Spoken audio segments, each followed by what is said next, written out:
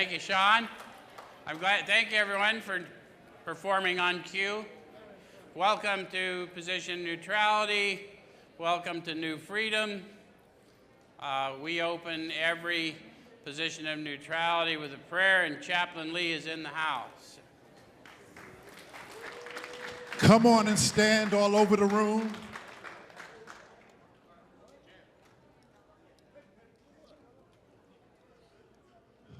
All right.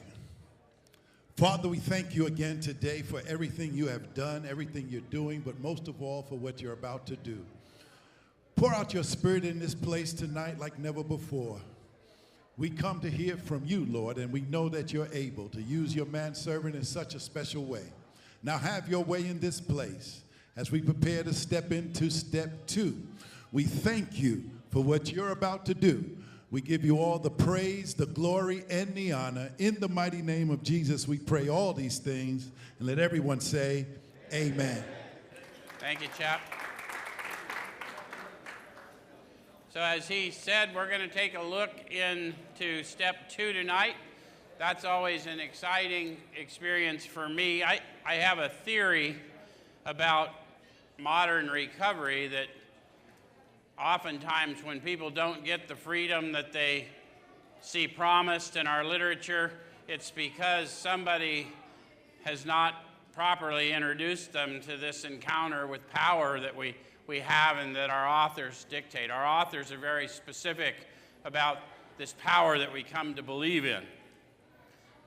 Before we launch into that, I want to give a shout out from the place to all the, we delay it, but we still stream into all 30,000 plus men and women in the Arizona Department of Corrections. We'd like,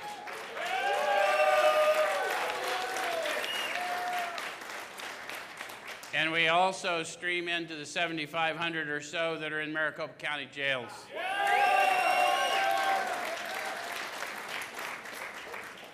And we like to call them out not because of where they are, but if they'll come to us where we know they're going. Right? They're coming home. Absolutely right, Tim. Thank you. So, any of you here for the first time tonight? Oh, good. A bunch of you.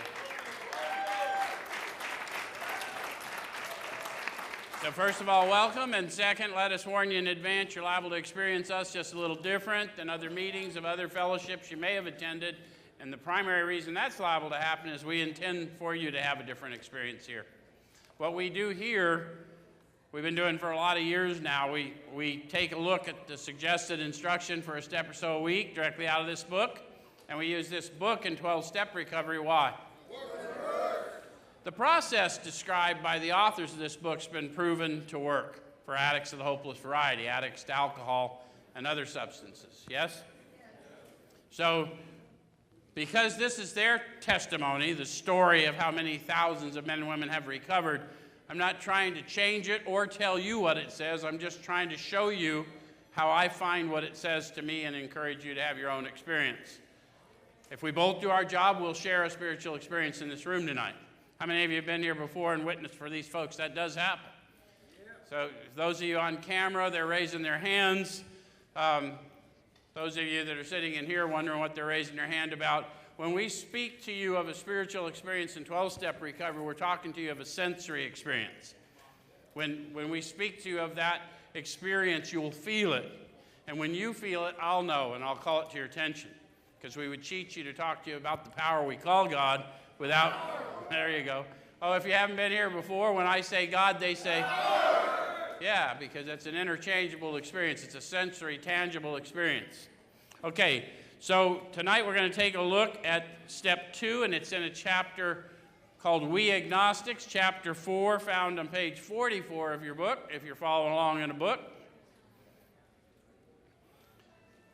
And it says, in the preceding chapters, you've learned something of alcoholism. So, how many of you from the last week or whatever learned something of alcoholism that perhaps you didn't know?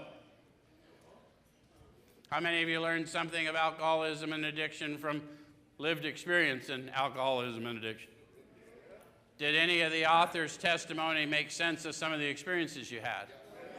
Okay, then you've learned something. Good, we can proceed. Okay.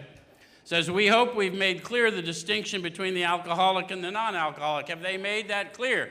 This is something that the alcoholic type must believe, right? They make that very clear. What is the difference between the alcoholic and the non-alcoholic? And the alcoholic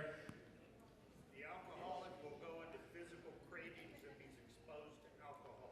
Do you agree with them? Yes. Maybe a manifestation of an allergy. Has any of you been confused by that idea before? Do I have any drinkers in the room? Yes. Have you found that you are energized when you drink alcohol? Yes. It's a sedative. That's an abnormal reaction to a sedative. So if you, where's my heroin addicts? Methamphetamine. Heroin addicts, you already know what I'm going to say. You slam that shit and then you're ready to go mow the lawn, right? Tweakers, where's the tweakers? You find that stuff calms you down? Those are all abnormal reactions. A doctor witnessing that may presume that that may be some manifestation of an allergy, the exact experience Sean detailed. Okay, so that's the one symptom we have in common. If we got that, then we ain't the other, because it never happens in the average temperate drinker. Okay, so if when you honestly want to, you find you cannot quit entirely, is that true for you? Stop and stay stopped. Or if when drinking you have little control over the amount you take, is that true for you? Which did you discover first? Sean said he couldn't stop. How many of you had a progressive loss of control that was baffling you? And how many of you thought you could just stop and you found you couldn't stop and stay stopped? Okay, so it says that you're probably alcoholic. Then it says, if that be the case, you may be suffering from an illness which only a spiritual experience will conquer. So they're trying to give you some truth, and some of us come here, they're going to give us the demographics of this group, see where you relate, but if you hear that right away and you've assigned a meaning to what a spiritual experience is, that can get in your way. So we may want to follow what the authors detail, because they're going to witness to you what they were like, what happened, what they're like now. Yes? Okay. So it says, to one who feels he's an atheist or agnostic, such an experience seems impossible. Anybody here that feel they're atheist or agnostic or once did? Okay. But to continue as he is means disaster. Have you concluded at least that? Especially if he's an alcoholic of the hopeless variety. Anyone here think they might have been that guy? So they're going to give us a thought process they all crossed over from. To be doomed to an alcoholic death or to live on a spiritual basis are not always easy alternatives to face. Sean's laughing on cue. You guys with him? They're saying to me, happy, joyous, and free, addict death. Pick one. Any of you remember when you got faced with that alternative and you're like, oh, I don't know what that looks like. Can we have a few more days to think about it? Okay, so that's all they're telling us. So it says, but it isn't so difficult. About half our original fellowship were of exactly that type. What type? Atheist or agnostic. Half of them were atheist or agnostic. What would that make the other half? Probably believers dying in their alcoholism. Okay. So at first, some of us tried to avoid the issue, hoping against hope we were not true alcoholics. How many of you said, well, I'm not that bad yet? Perhaps I overreacted. Okay. But after a while, we had to face the fact that we must find a spiritual basis of life or else. Notice how they're already telling us this is going to be a basis of life, a manner of living. It's not going to be a one and done, because my drug use was never a one and done. Does it make sense? Okay. Perhaps it's going to be that way with you. Notice how they're not particularly earnest in trying to persuade you.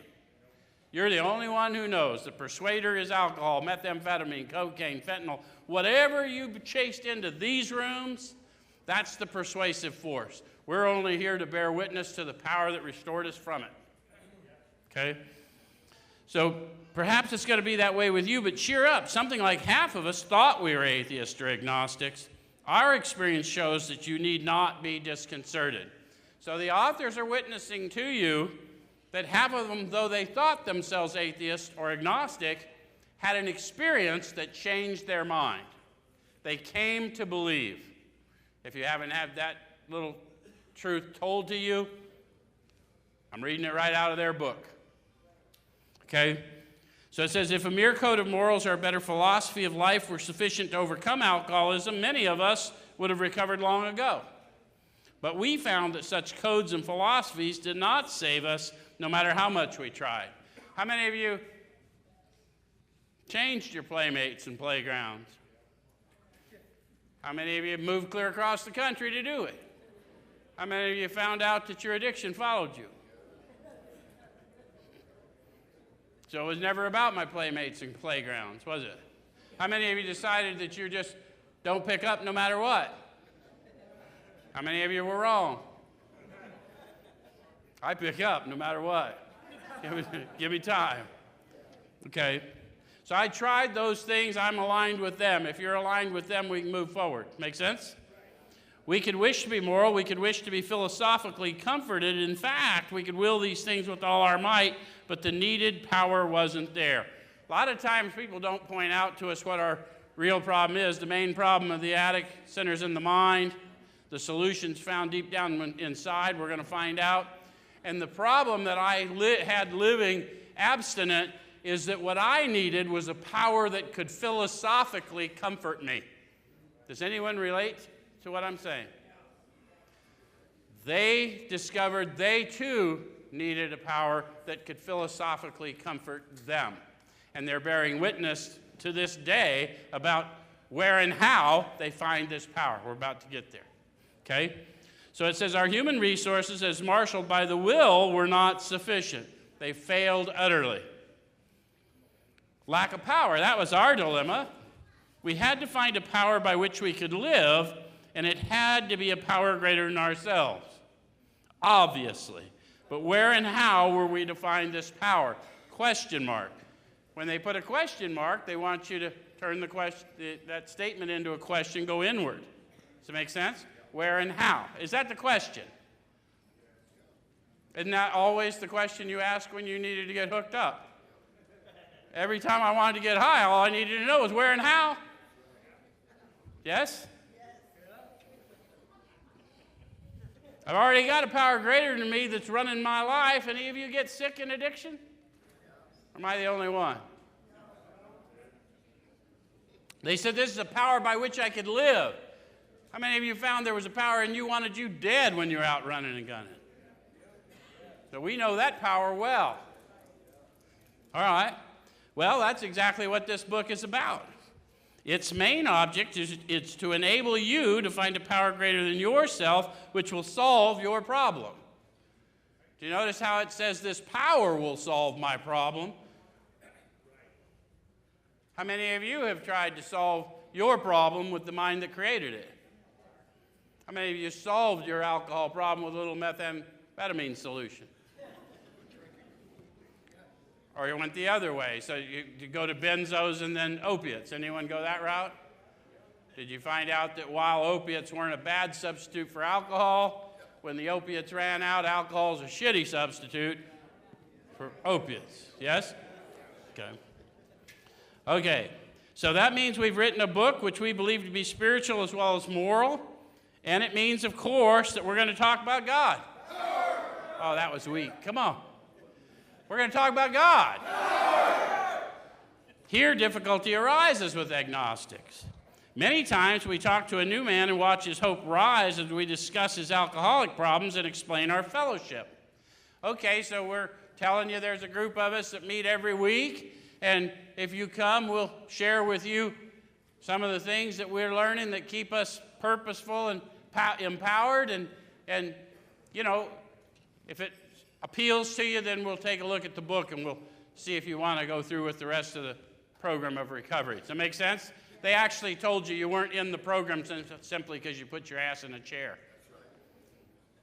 Okay? So, but his face falls when we speak of spiritual matters, especially when we mention God. That was still weak. Especially when we mention God. For we've reopened a subject which our man thought he had neatly evaded or entirely ignored. So the book is about where and how to find the power. I went a little further than I usually do. I can already feel the anxiety coming from some of you when he forgot to tell us where and how. So I'm going to go to page 55 because I know you tweakers tear stuff apart if you get anxious.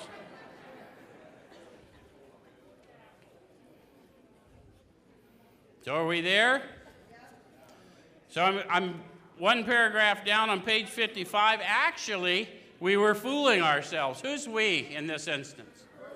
The first 100 are telling their story of the first several thousand who recovered. So their recovery and then the witness of the first several thousand, yeah? So it says, deep down in every man, woman, and child is the fundamental idea of God.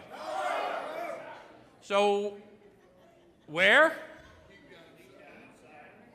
Is everyone in this room comfortably man, woman, or child, or some combination thereof? Okay. So far, it's a solution for the whole room. All right. It says it may be obscured by calamity, by pomp, by worship of other things, but in some form or other, it's there. For faith in a power greater than ourselves and miraculous demonstrations of that power in human lives are facts as old as man himself. I want to caution you, you'll hear in the fellowships sometimes that you can make this up, pick anything you want, light bulb, doorknob, group of drunks, and I will say to you, of course you can, but it's not the program of recovery. The program of recovery is detailed in here, and if you're just going to be silly, then you'll cheat yourself out of the freedom that these people witness, and many of us sitting in here can bear witness to you. We're not going to try and argue with you. If you want to make stuff up, then go ahead. But they're going to tell us precisely what's up, right? Okay, so it says, we finally saw that some kind of God. Oh, you guys are way off tonight. Some kind of God was part of our makeup, just as much as the feeling we have for a friend. So they're calling our attention to the sensory nature of this power. Has anyone in the room ever had a friend? About 7 of you. Okay. You're challenged a little. Where's my tweakers? Y'all had lots of friends. Why are you holding back? How'd that friend make you feel? Anyone want to bite? Sometimes they can, huh? A friend that lets us down has the power to really hurt us, right? How about when it's that new love experience? Yeah. Some of you went ahead and went there, didn't you? Okay, well, we're not saying, for those of you on the more religious persuasion, I'm not saying no, the power we call God is not an emotion. What I am telling you is that the power we call God is the experiencer of that emotion, the awareness of being aware that there's more to you than this. Does that make sense? Okay, so if you've ever had a feeling for a friend, you know enough about this to get started. That should be comforting for those of you that are more the atheist or agnostic persuasion, right? Okay, so then it said sometimes we had to search fearlessly, but he was there, capital H. So now they've told me where and how. Where are we going? Deep down inside. And how are we going? Sometimes we're going to have to search fearlessly, starting to set up a logical decision for 3, to take the first step of action, which is a searching and fearless moral inventory of me, to find out what the calamities, pomps, and worships are that have obscured my consciousness of this power to live within me. Does that make sense? And then I'll be properly armed with the facts about myself when I go out to bear witness of what I was like, what happened, and what I'm like now. And I'll probably tell you what I am endeavoring to be like, because I'll fall short throughout my human experience. All right? So it says, he was as much a fact as we were. We found the great reality deep down within us. In the last analysis, it's only there that he may be found. It was so with us. So they're emphatic, and what I want to say to you all is I have heard over the years and even seen workbooks that tell us, look, if you don't want to believe, if that stuff, you just make up your own idea. You make up your own, you create the creator. And I would suggest to you that's bad advice. The created should not create the creator because the main problem centers in the mind. What I should do is acknowledge the power and purpose placed within me before birth. And then when I awaken to it, walk in it, and I'll know what I know because I know. Does that make sense? They didn't say the fundamental idea of Joe was deep down inside him. They said the fundamental idea of God. He's a creator. You don't create anything without an idea first. You don't, as a child of him, and he didn't either. There was power and purpose placed within you for an assignment that Chaplain Lee will talk to you about on Saturday. All right.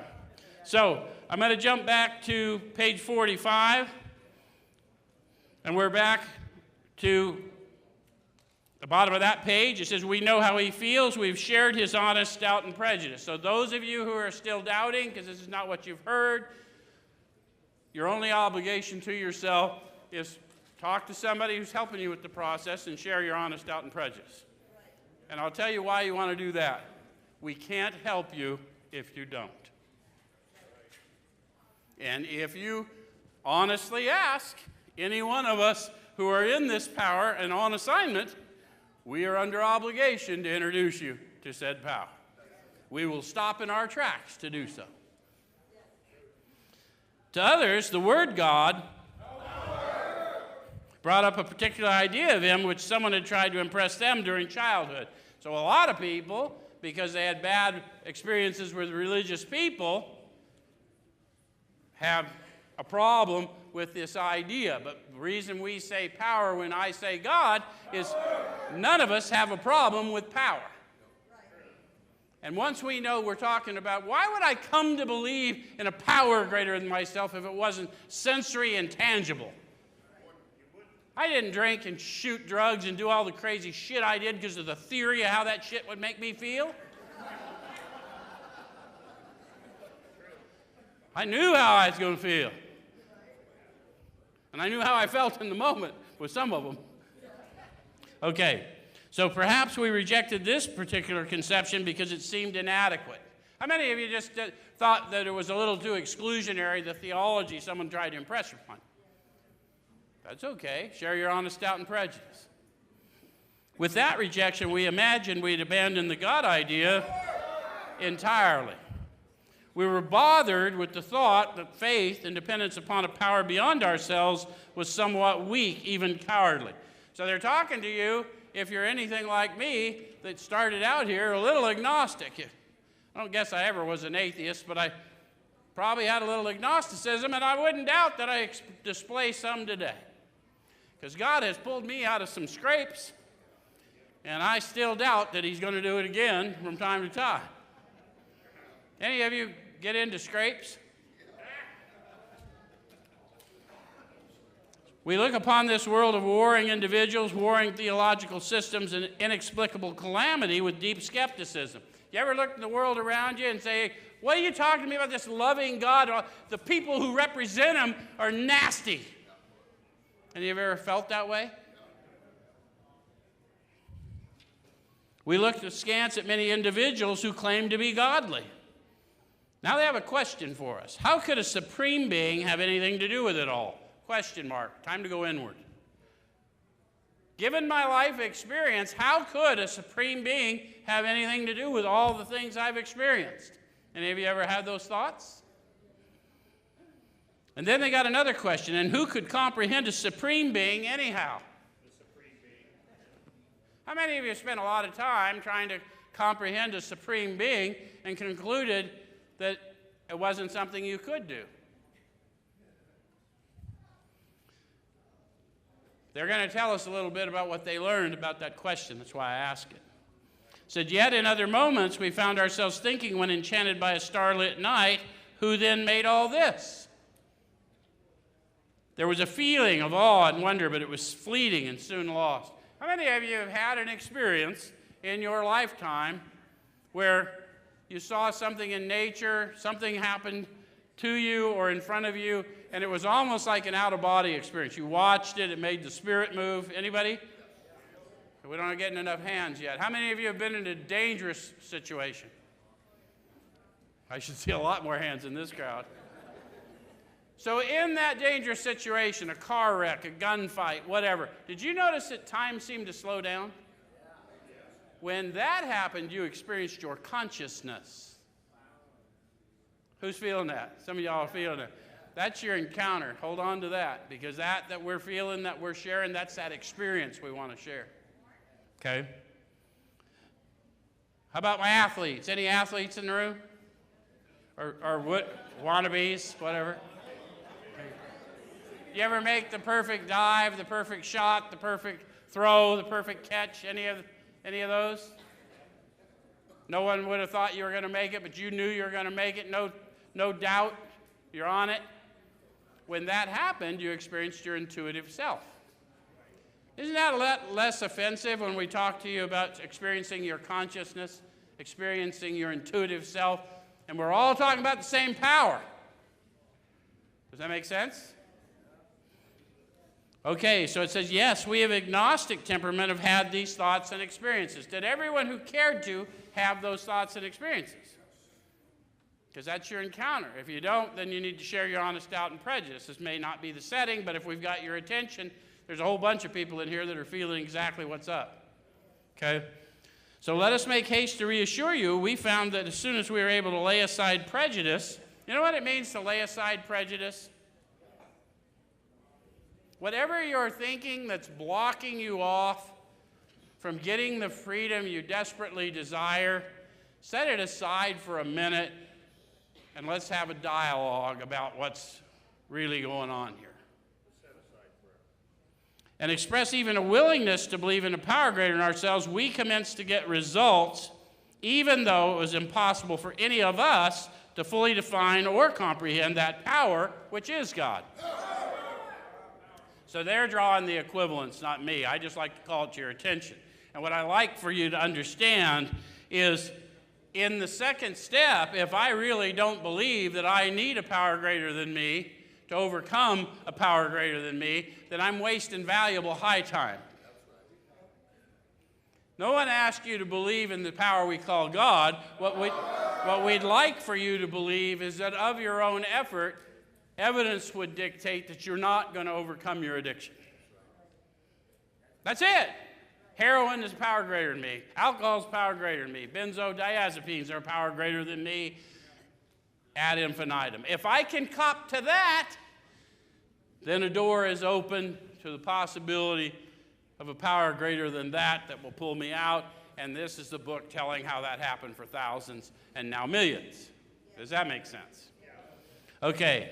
So they said none of us can fully define or comprehend.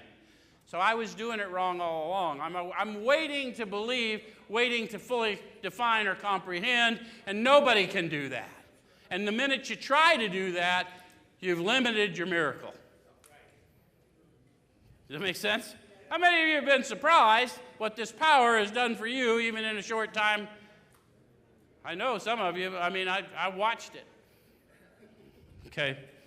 Much to our relief, we discovered we did not need to consider another's conception of God. Our own conception, however inadequate, was sufficient to make the approach and effect a contact with Him.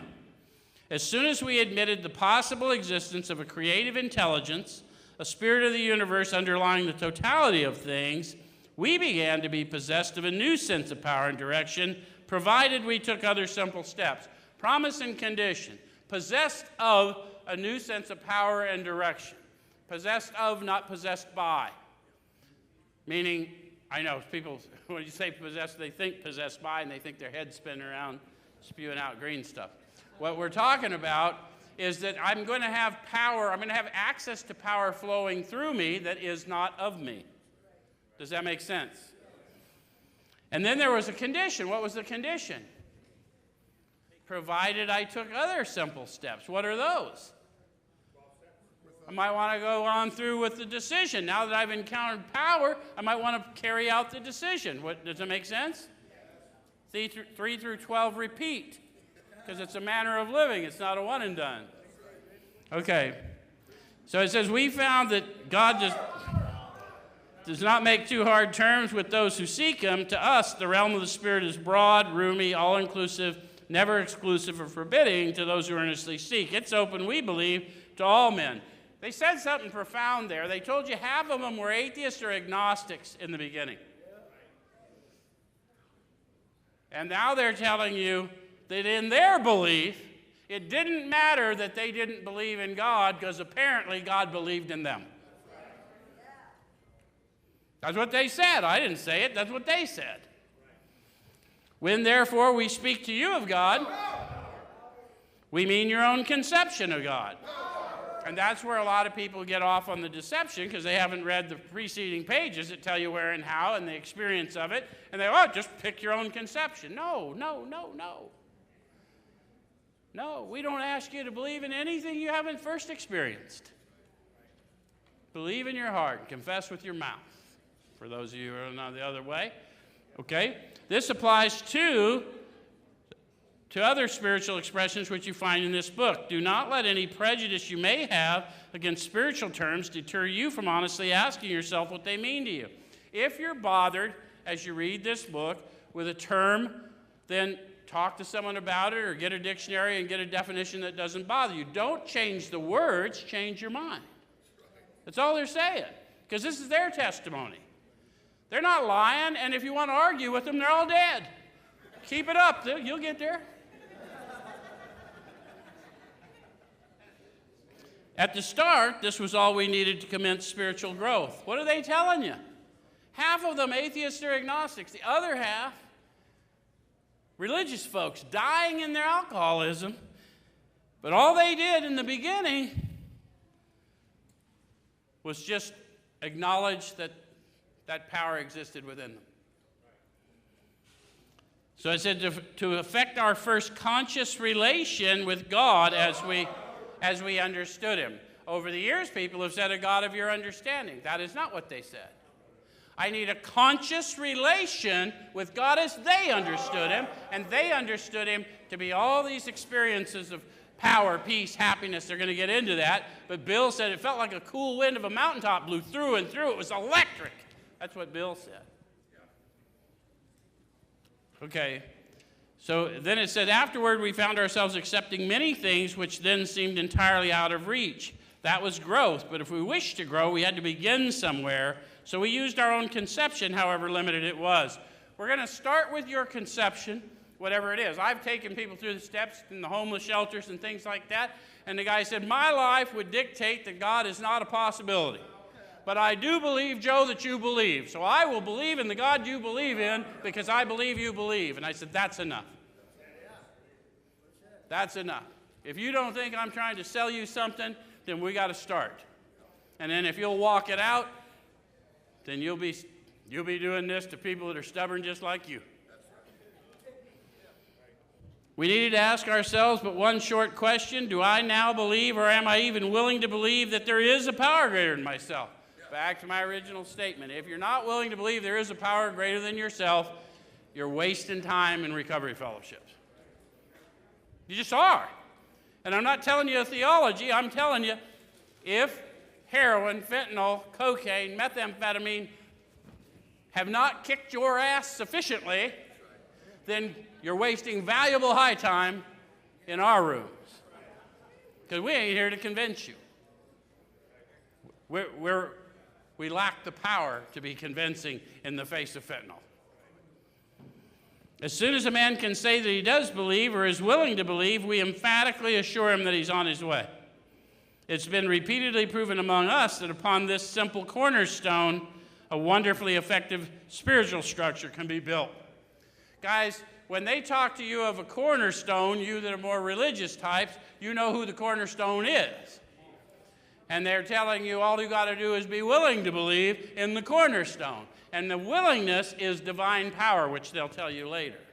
You'll be willing to do things you weren't willing to do before, after you've had this encounter. How many of you weren't willing to do shit, and then you got beat up enough, you came in and said, oh, just tell me what I got to do.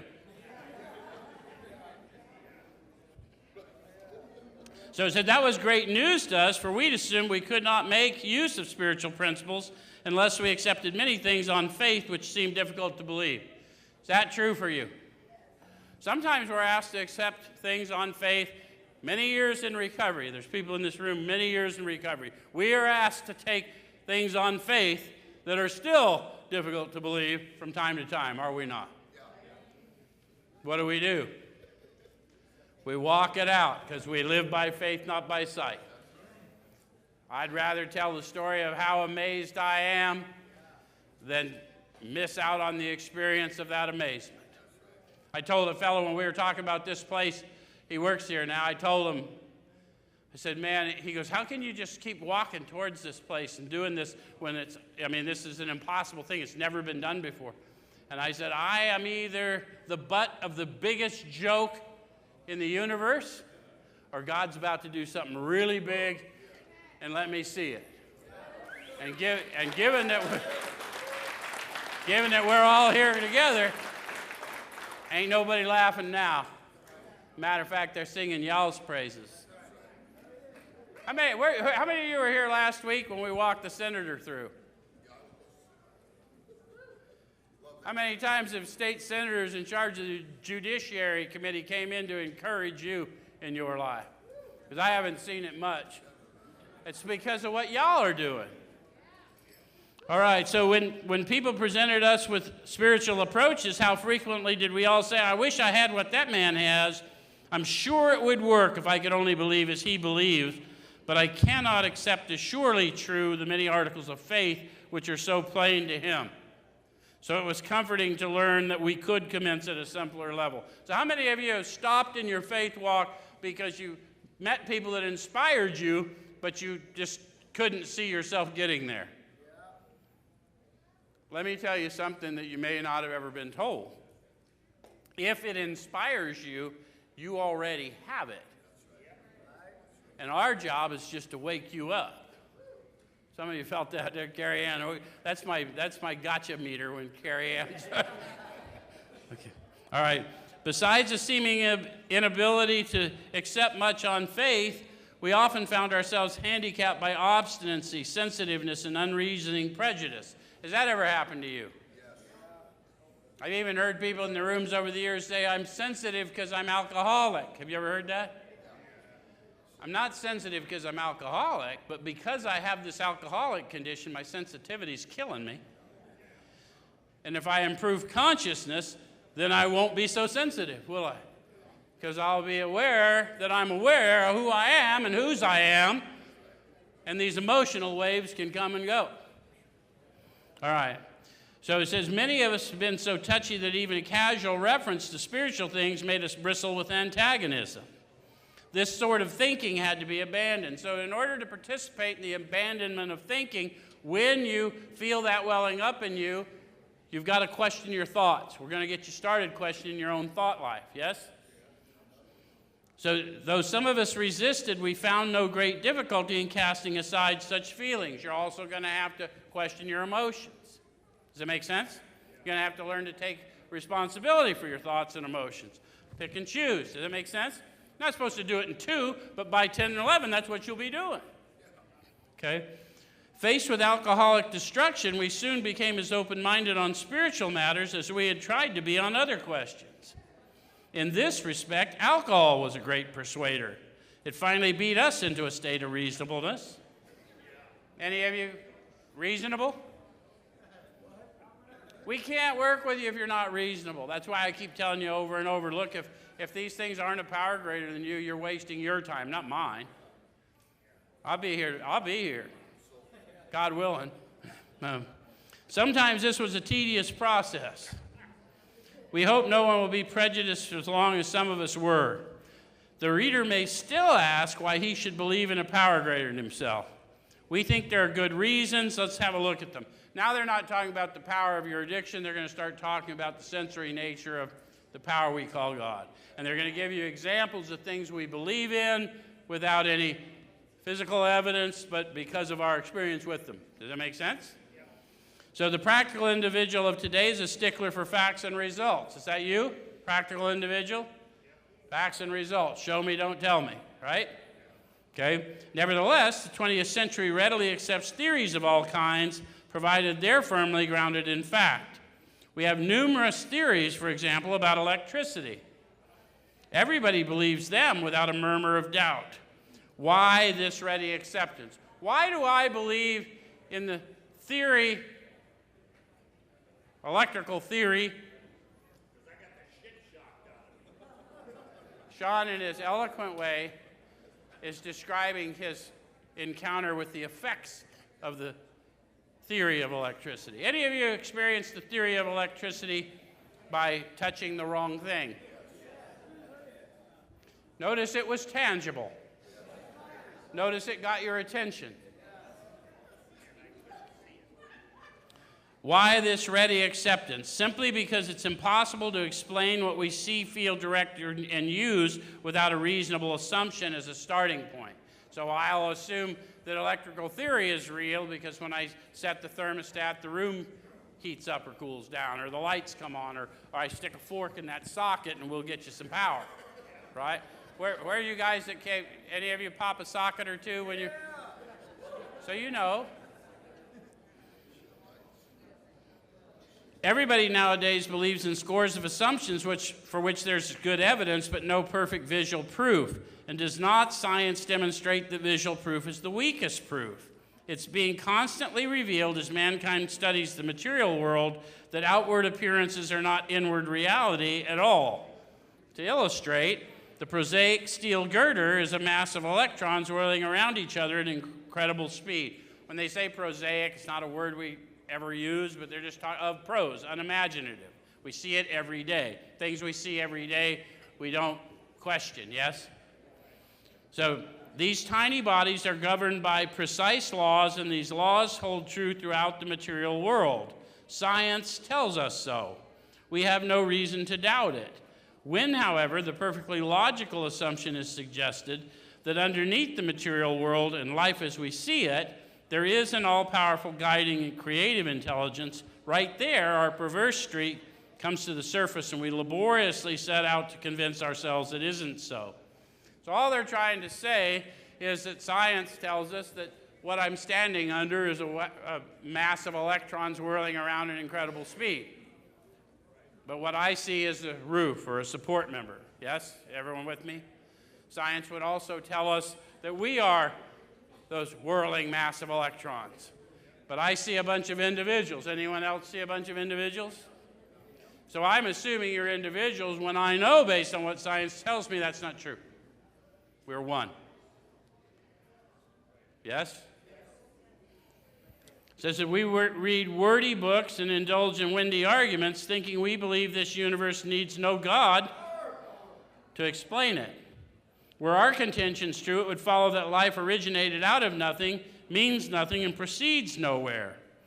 Instead of regarding ourselves as intelligent agents, spearheads of God's ever-advancing creation, we agnostics and atheists chose to believe that our human intelligence was the last word. When they say spearheads, they're talking about the driving force. We're asking the way you're going to come to know this power is to become his hands and feet. You're going to be on the leading edge on earth of this power of love that we're describing, and it's going to emanate, be experienced from within you. Why wouldn't I want to walk in that instead of going nowhere, doing nothing, meaning nothing? And anyone in addiction knows what that thinking is like. You can say that's not what I believe, but it was evident that's what I believed.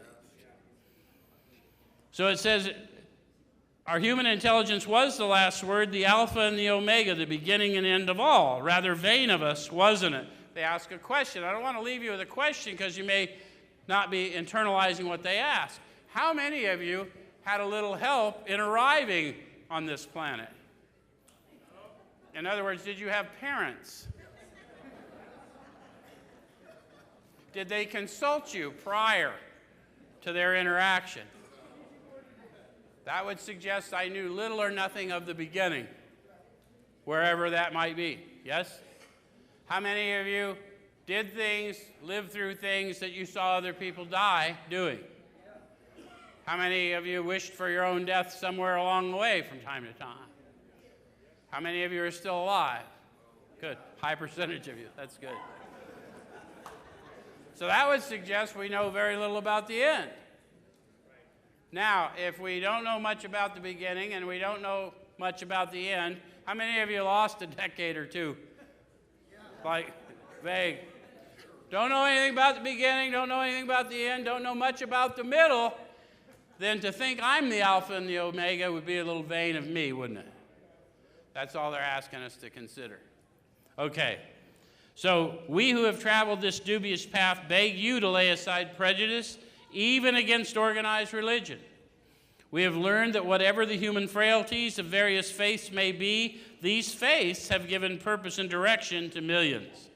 And for those of you who really don't do organized religion, but you do recovery, did you notice there were stable people in recovery that even when you went snapped off, you came back and there they were? Good to see you back. Glad you survived. Guys, our success rate's 3 to 5% in fellowship. I mean, just think about that. If you kept going back and seeing this over and over, you're given all those opportunities. You keep seeing people like Jim sitting there that's been welcoming you back since they invented rope.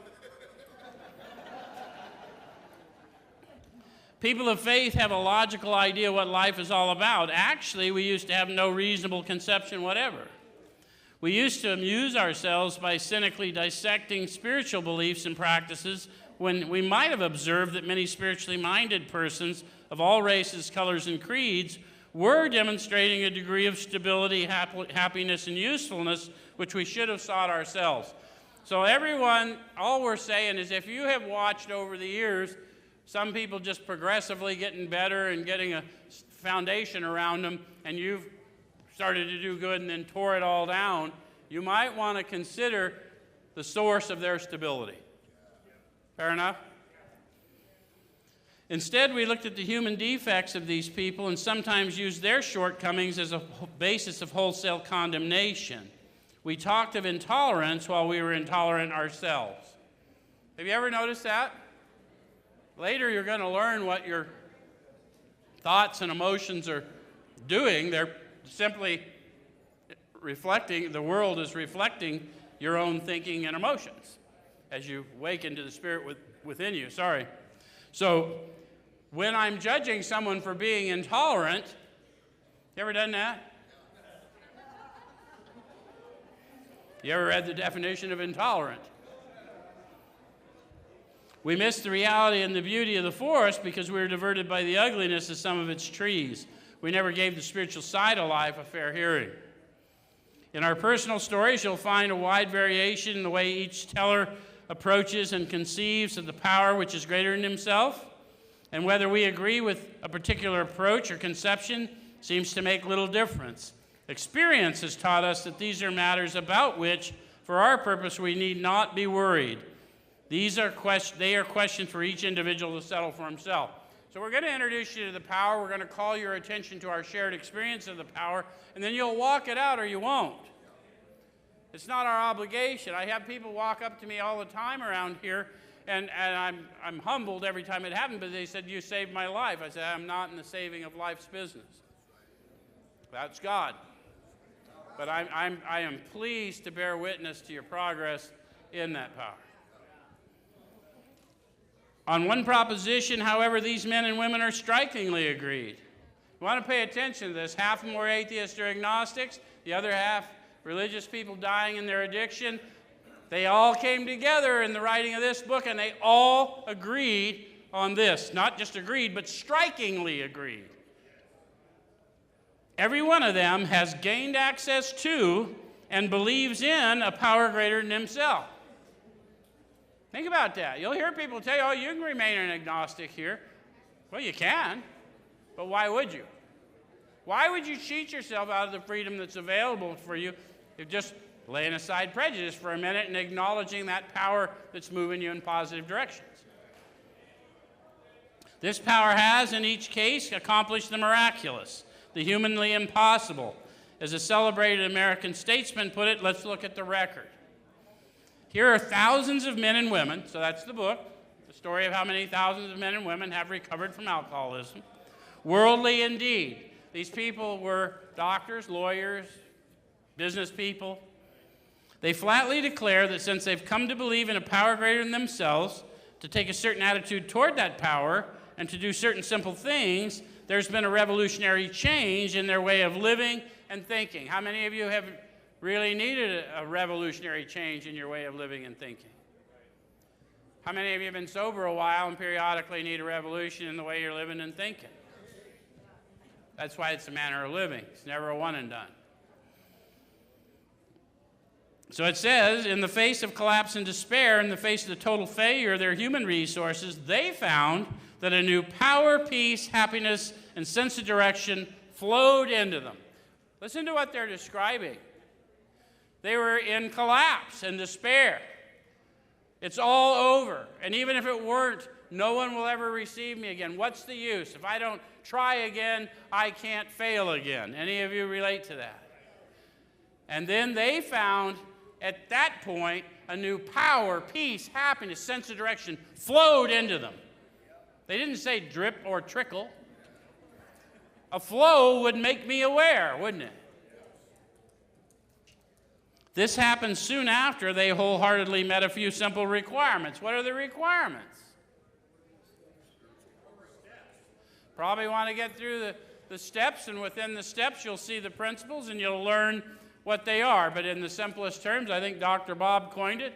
Trust God, clean house, work with others. There you go. It's that simple.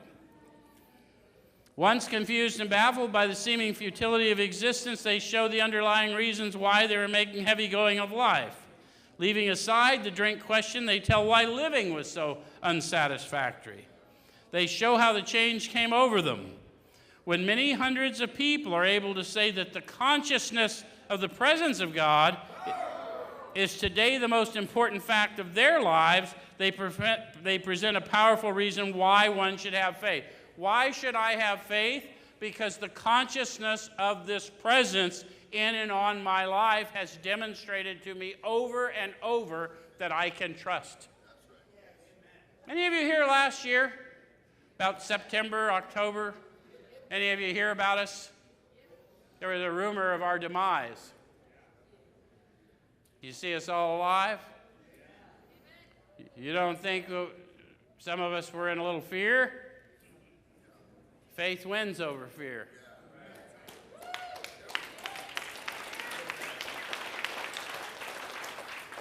And trust and believe. When you walk in here and people say, when I walk in here, I feel something different, that's consciousness of the presence of God. Awareness of being aware that you are walking in power when you walk in these doors. Why do you think we tell you, welcome home? Because when you come home to Daddy, you home.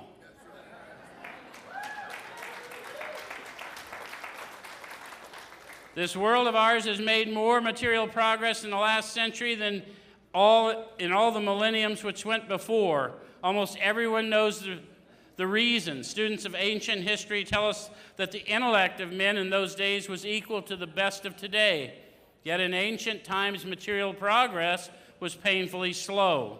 The spirit of modern scientific inquiry, research, and invention was almost unknown. In the realm of the material, men's minds were fettered by superstition, tradition, and all sorts of fixed ideas. Some of the contemporaries of Columbus thought a round earth preposterous. Others came near putting Galileo to death for his astronomical heresies. So if you don't know what they're talking about with Galileo, he proposed a sun-centered universe. At that time, what they observed, it was an earth-centered universe. They just, because their perspective was lacking. And the Pope didn't like it and wanted him put to death. How many of us have had similar prejudice worshiping that spirit of scientific inquiry and not leaving room for the miraculous? Because I would suggest to you, by all means, inform yourself with the spirit of scientific inquiry, because God gave you that spirit. But leave room for the miraculous, or you'll cheat yourself. All right. So we ask ourselves this: are not some of us just as biased and unreasonable about the realm of the spirit as were the ancients about the realm of the material?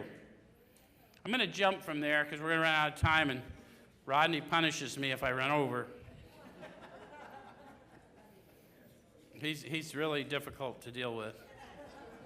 So I'm going to go to page 56. We're going to talk about a guy who was raised religious, and then he rejected religion based on his life experience, and then he had a profound experience. So this maybe will rope anyone in that's had anything like it or hope for something like this. I'm on page 56. Our friend was a minister's son.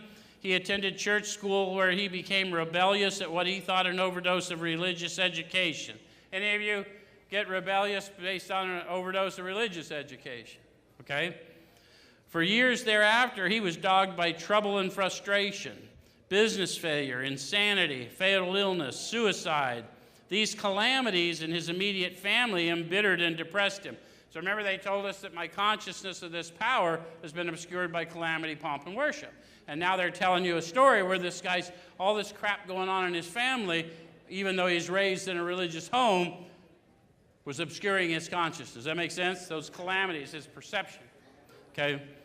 Post-war disillusionment, ever more serious alcoholism, impending mental and physical collapse brought him to the point of self-destruction. Any of you ever been at a place where someone watching might have thought you were at the point of self-destruction? Should see a lot more hands. One night when confined in a hospital, he was approached by an alcoholic who had known a spiritual experience. Our friend's gorge rose as he bitterly cried out, "If there is a God, he certainly hasn't done anything for me." But later, alone in his room, he asked himself this question: is it possible that all the religious people I have known are wrong?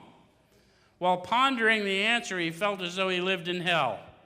Then, like a thunderbolt, a great thought came. It crowded out all else. Listen to what they're describing. He questioned everything he'd heard all his life, weighed it against his experience, and he asked the question in earnestness, how come you've done nothing for me? And then in a quiet moment, a thought came that crowded out all else. You ever had a thought come to you in the form of a scream? Anyone know what I'm talking about? Like, ain't no one else hearing it, but it's going to blow me back. Okay? Said it crowded out all else. And the thought was, who are you to say there is no God? Now, that was disturbing to him. What he said is, this man recounts that he tumbled out of bed to his knees. In a few seconds, he was overwhelmed by a conviction of the presence of God. It poured over and through him with the certainty and majesty of a great tide at flood. The barriers he had built through the years were swept away. He stood in the presence of infinite power and love. He had stepped from bridge to shore. For the first time, he lived in conscious companionship with his Creator. You'll hear religious people say, we don't want to be religious, we want to be in relationship. I've never heard anyone detail what they mean clearer than this guy. I need to be conscious, aware that I'm aware of my companionship with the new power within me. And if I'm not, it's just religion. It's not going to save a guy like me. Does that make sense? Thus was our friend's cornerstone fixed in place. No later vicissitude has shaken it. His alcoholic problem was taken away. That very night years ago, it disappeared. Save for a few brief moments of temptation, the thought of drink has never returned, and at such times a great revulsion has risen up in him. Seemingly, he could not drink even if he would. God had restored his sanity. So I'm leaving you with that testimony because later they're going to talk to you about promises as you improve consciousness that you'll be able to stand in that presence and you'll feel safe and protected. That's what he's telling you. That's his story. So thank you very much. Next week we'll make a decision.